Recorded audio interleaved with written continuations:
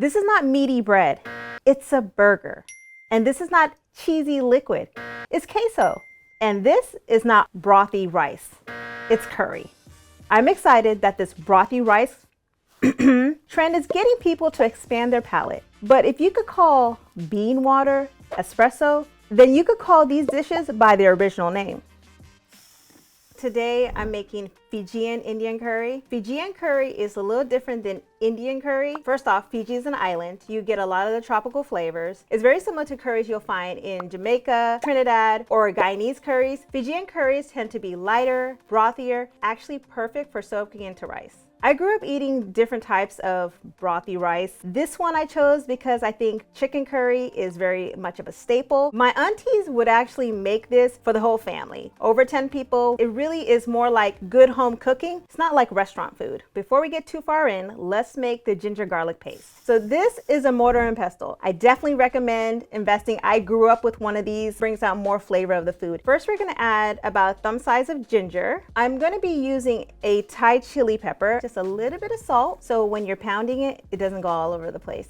Sometimes when you cut ginger, you get those fibers. By smashing it, they get nice and minced. You could tell it's done by how the pieces are broken up. This looks perfect. You still have some texture, but it's not all the way pureed. Let's go ahead and set this aside, and we're about to bloom some spices. Starting off with a little bit of avocado oil. You just want to coat the bottom of the pan. What I like to do is just add one spice and see if it starts to sizzle. And that's when I know it's actually ready. Once it gets nice and hot, add your spices. The whole spices release a lot of the oil and layer the flavors. Next, we're gonna be adding our red onions. You're gonna cook the onions for about 8 to 10 minutes. What you're looking for is for a nice translucent onion that has little crispy edges, not fully browned. Some people think that curry leaves and curry powder are the same thing. They're totally different. This is the leaf. And I love using fresh curry leaves. Think about using fresh basil to dried basil is a big difference. The fresh curry leaves really brings out a lot of the flavor. It's a little nutty, citrusy, smells amazing. Now we're gonna be adding our ginger garlic chili paste. Next, we're gonna be adding our tomatoes. You wanna cook this until the tomatoes start to break down. We don't even have the spices in yet, and it smells amazing. Garam masala may go at the end of a dish for Indian curries, but Fijian curries goes in the beginning. Garam actually means hot. Hot masala means hot mix. It's a mixture of different spices. It's a little different than just curry powder. This looks absolutely perfect. Now we're gonna go ahead and add our ground spices, starting off with curry powder. Next goes our ground turmeric, garam masala. Lastly is chili powder. Now this is more like a Kashmiri chili powder. It's a little bit different than regular chili powder. You can usually find these at the Indian store.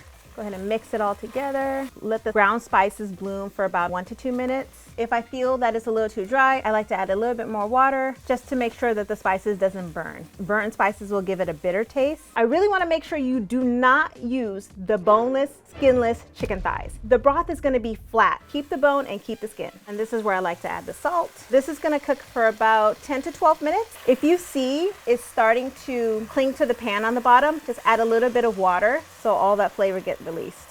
Now what I like to do is add skin on baby potatoes. So just coat the potatoes to get all the flavor on them. This looks really good. And now we're gonna add about 4 cups of water. Give this a good stir to let it release all the flavor. Now we're gonna bring this to a boil and then reduce the heat to a simmer. Let this cook for about 30 to 40 minutes.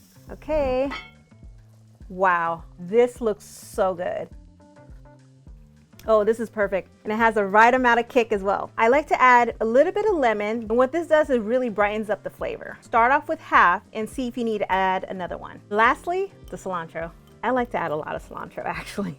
Give it a quick mix. Let it cook for about 1 to 2 minutes. This is exactly how my family makes it. I'm gonna serve this with rice, a little chutney, and make sure I get all that broth right on top. Oh, this looks so delicious. This is a fresh tomato chutney with cilantro. The last step is just garnish with a little bit more cilantro. Wow. You get all the layers of flavor. It is so good. Be careful when you're making this because the whole neighborhood is gonna be knocking at your door. It smells amazing. Thank you so much for watching and let us know what rice dish you want us to cook next.